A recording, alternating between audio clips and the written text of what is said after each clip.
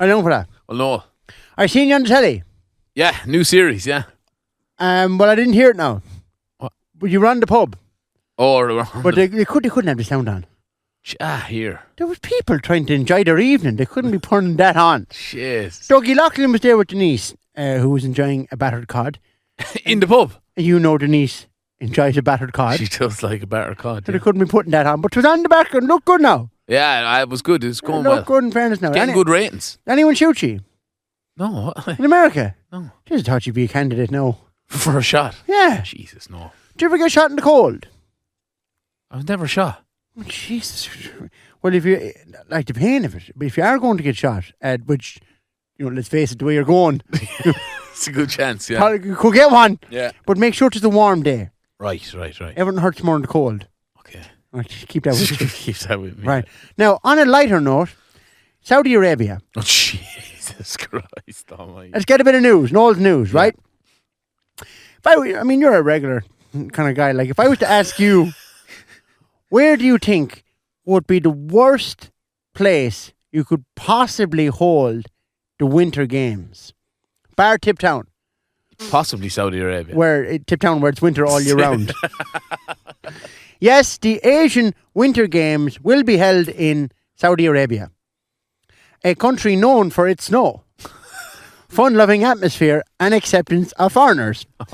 The Winter Games of 2029 will be on in Saudi. They've picked out a spot up in the mountains, has no snow, has no facilities, no roads, and no history of winter sports ever been played in the area. So it's absolutely ideal, as you said. Jesus. So the company's chief executive, his name is Nadhimi Al-Nassar, said the venue will have a suitable infrastructure to create the winter atmosphere in the heart of the desert.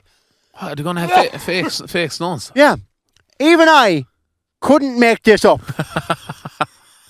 They're going to have fake snow and a big man-made lake for all the winter games, right? How are they going to do it?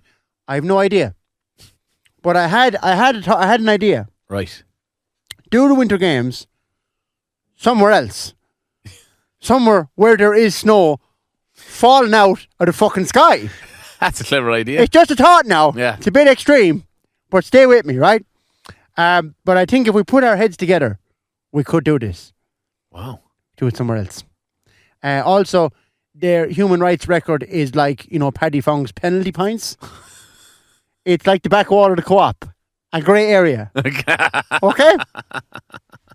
We're talking about doing sport in bad conditions. Like, we had to play the Glen boys in a hurling match one time back in the Glen, but in the old pitch. Oh, yeah. You wouldn't remember this, but there was a slope on that pitch, young fella. It was like that. It was like a 45-degree angle. You could roll a sliotar the whole way down the field without touching it. That's a fact. We played the Glen boys, and we played uphill in both halves. How? Fuck them, that's why. Right? Oh, God. And the wind was so strong, the referee blew away. That's a fact.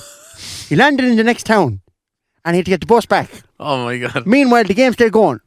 And as you can imagine, no referee to blow the whistle.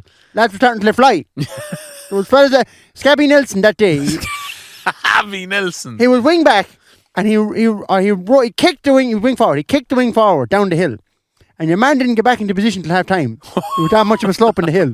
That's a fact. 3 hours later, the ref walked back in.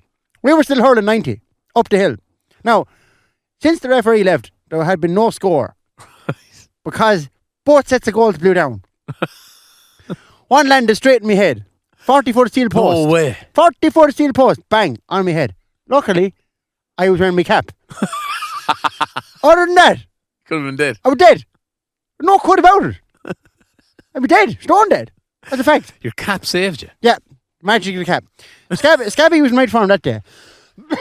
Because the wife had caught him eating another woman's tart. Oh. Crumbs in the lunchbox. Crumbs in the lunchbox. 30 pieces of silver. She was like a briar. Scabby was taking it all out in the Glen boys. Didn't he break a hurley straight across the wing back's face? Jeez. Blood everywhere. I ran up the hill. Scabby, you thick fucker. I said, where are we going to get another hurley? Club needs the money. Club needs the money. So I made him play the second half with no stick. Jeez, how did that work, playing hurling? Well, it was tough because he was the free taker. In the last minute, he got a 65 to level it. What'll I do? He says to me. I looked him dead in the eye and I says, kick it with your foot. And he did.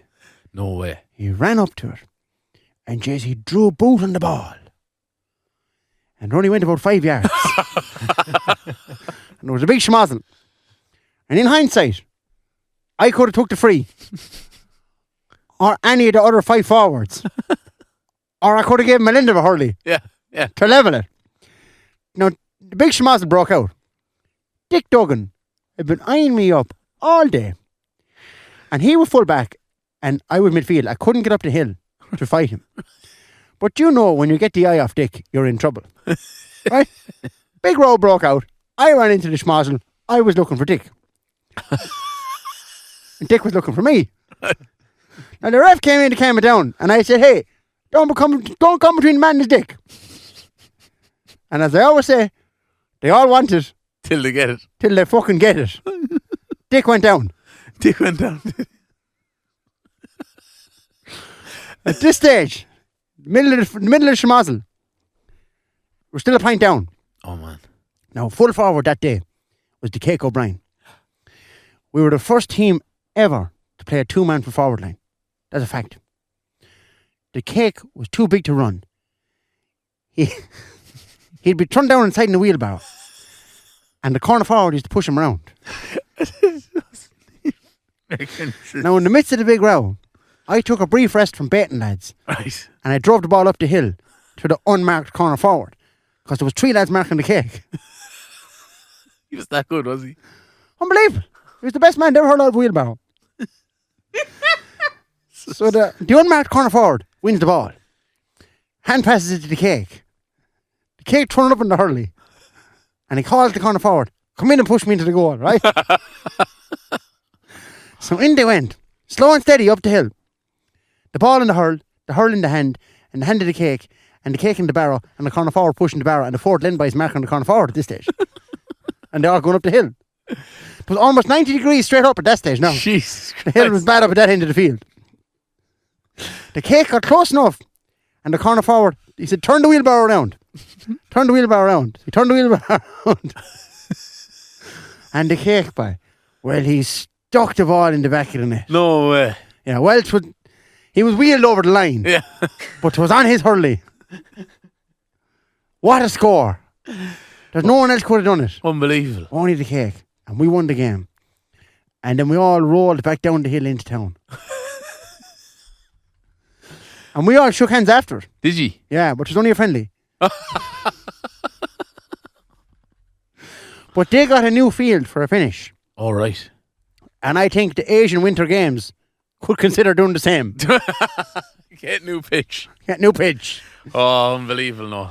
So, best of luck with your show. Thanks very much. Episode 3 on Monday night. You want to watch it? No, but best of luck. Thanks. Thanks a million. Go on.